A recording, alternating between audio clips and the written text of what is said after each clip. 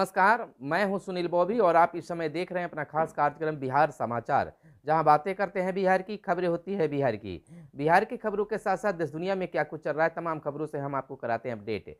बिहार में शिक्षा रोजगार का क्या है हाल और गांव की सरकार को लेकर क्या कर रही है बिहार सरकार, तमाम खबरों से हम आपको कराते हैं अपडेट। तो आइए जानते हैं बिहार की पहली और बड़ी खबर। बिहार में बिजली की दरें नहीं बढ़ेगी, मुख्यमंत्री का यह बड़ा ऐलान है। राज्य सरकार बढ़ी दरों की भरपाई अनुदान बढ़ाकर करेगी। 13,114 करोड़ मंजूर। आपको बता दें कि सरकार की घोषणा में खास क्या है। ग्रामीण और शहरी घरेलू उपभोक्ताओं को 8,845 करोड़ का अनुदान मिलेगा। गरीब ग्रामीण घरेलू उपभोक्ता 28% भुगतान करेगी, 72% सरकार करेगी। और शेष ग्रामीण उपभोक्ता 35 से 39% भुगतान करेंगे और 61 से 65% राज्य देगी। किसानों को 90% अनुदान महज 70 पैसे प्रति यूनिट ही देना होगा। इधर केंद्र सरकार की 11% महंगी बिजली का मार सरकार खुद वहन करेगी। तो यह मुख्यमंत्री नीतीश कुमार का यह बड़ा फैसला है कि गरीबों को राहत मिले। इधर 8,895 करोड़ रुपए सब्सिडी राज्य सरकार ने पिछले वर्ष दी थी। केंद्र ने आयातित कोयला खरीद किया अनिवार्य और फैसला मोदी की डिग्री दिखाने का आदेश रद्द, केजरीवाल पर जुर्माना। गुजरात हाईकोर्ट ने बीते दिन प्रधानमंत्री नरेंद्र मोदी की डिग्री दिखाने संबंधी केंद्रीय सूचना आयोग CIC के आदेश को रद्द कर दिया है। साथ ही दिल्ली के मुख्यमंत्री अरविंद केजरीवाल पर 25,000 रुपये का जुर्माना भी लगाया है। इधर मैट्रिक परीक्षा का रिजल्ट बीते दिन जारी हो गया।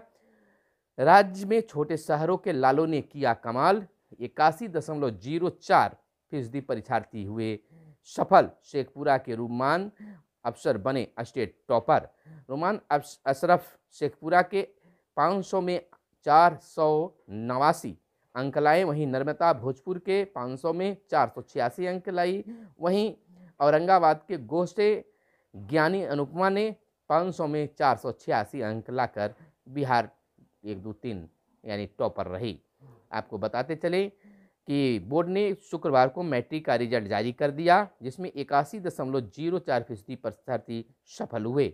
यह साल 2022 की तुलना में 1.16% ज़्यादा है। 8 साल के बाद इस बार मेधा सूची में 90 विद्यार्थी शामिल हैं और रिजल्ट की टॉपरों पर अंकों की बारिश हुई है। बिहार बोर्ड के इतिहास में पहली बार मेधा सूची टॉप 10 में शामिल 90 विद्यार्थियों की 95.2% से 97.8% तक अंक आए हैं। इसकी जानकारी बोर्ड अध्यक्ष आनंद किशोर ने दी है। इसकी पहले बोर्ड कार्यालय परिषद में शिक्षा मंत्री प्रोफेसर चंद्रशेखर ने रिजल्ट जारी किया और टॉपरों के बीच अंकों का कड़ा मुकाबला दिखा। टॉप 5 में 21 विद्यार्थी शामिल हैं। इनमें प्रथम स्थान पर एक और दूसरे पर 2, तीसरे पर 3, चौथे पर 6 और पाँचवें स्थान पर 9 छात्र छात्राएं शामिल हैं। और टॉप 10 में 57 छात्र फिर मार्च में ही रिजल्ट हुई। इधर हम आपको बता दें कि अमित शाह 2 दिवसीय दौरे पर आना था, लेकिन सासाराम का जो था वो रद्द बताया जा रहा है। इधर सारण स्नातक क्षेत्र को महज 37.25% वोटिंग। विधान परिषद चुनाव को लेकर कोसी शिक्षक क्षेत्र के लिए सबसे अधिक 80.24% वोटिंग हुआ और 5 अप्रैल को आएंगे नतीजे। 631 केंद्रों पर डाले गए वोट।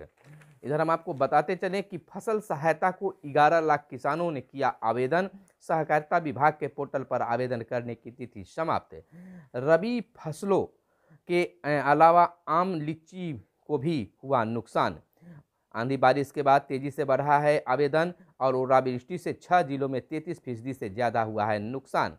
बताते चलें कि बिहार के 11,47,000 से अधिक किसानों ने फसल सहायता के लिए आवेदन किया है। पिछले साल 12 लाख से अधिक किसानों ने आवेदन किया है। इधर नारी सशक्तिकरण का परिणाम है मैट्रिक में छात्राओं का प्रदर्शन। खाद्य एवं उपभोक्ता संरक्षण विभाग की मंत्री लेसी सिंह ने कहा है कि मैट्रिक में टॉप 10 में राज्य की 33 छात्राओं का अव्वल स्थान प्राप्त करना मुख्यमंत्री नीतीश कुमार का ऐतिहासिक नारी सशक्तिकरण का सुखद परिणाम है। इधर रघुनाथ मंडल के निधन पर सीएम दुखी, वहीं असम में जदयू ने राज्य समिति गठित की। इधर अस्थायी कर्मियों को बकाया वेतन जल्द मिलेगा, सीएम का ऐलान है। बीएनएमयू के मुख्यमंत्री नीतीश कुमार ने कहा है कि बीएन मंडल विश्वविद्यालय मधेपुरा में वर्ष 2017 में बहाल हुए 86 अस्थायी कर्मियों का बकाया वेतन जल्द ही भुगतान होगा।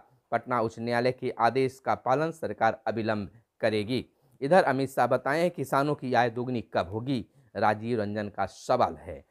जदयू के राष्ट्रीय महासचिव सह प्रवक्ता राजीव रंजन ने कहा है कि प्रधानमंत्री मोदी द्वारा देश की जनता से किए गए वादों को पोल खुल चुकी है। प्रधानमंत्री मोदी व भाजपा के बिहार से जो वादे किए थे उनकी सच्चाई बिल्कुल उलट है। उन वादों का जिक्र करते हुए जदयू ने गृह मंत्री अमित शाह से 10 सवाल पूछे हैं। इधर नौका परिचालन के लिए बिहार ने पहली बार बनाया कानून, और बिना यात्रा कोरोना जद में आने की घटना से बढ़ी है बिहार की चिंता। कोरोना का कहर एक बार फिर से जारी है। बदला हुआ है रुपया, नई छलांग के लिए तैयार। नई विदेश से व्यापार नीति का ऐलान, निर्यात बढ़ाने की आस। दुनिया में भारतीय मुद्रा का बढ़ेगा दबदबा। 35 देशों के साथ रुपये में कारोबार को लेकर हो रही है बातचीत। 85% का कारोबार दुनिया में डॉलर के जरिए होता है। आपको बताते चलिए कि रुपये के कारोबार में इससे फायदे, और रूस के साथ कारोबार हुआ शुरू। इधर झारखंड की बात करें तो पंकज मिश्रा के करीबी की संपत्ति हुई कुर्क, और सासाराम बिहार शरीफ में उपद्रव, स्थिति काबू में। 18 लोग पथराव में हुए घायल।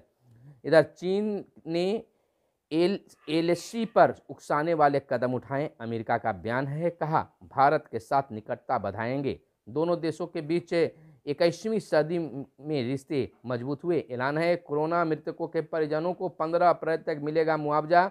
4000 से अधिक ऐसे लोगों की सूची आपदा प्रबंधन विभाग को भेजी गई। 1 माह के भीतर होगी रोगी कल्याण समिति का गठन भी किया जाएगा।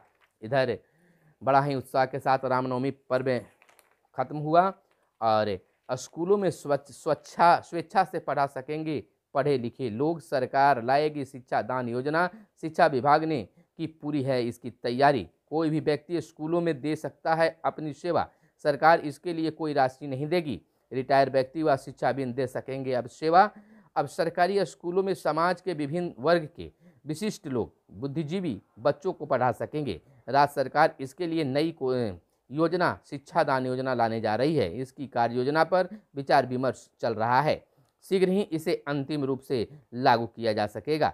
इस योजना से न केवल सरकारी विद्यालयों को समाज के बेहतर लोगों का साथ मिलेगा, बल्कि शिक्षकों की कमी से जूझ रहे इन स्कूलों को भी राहत मिलेगी।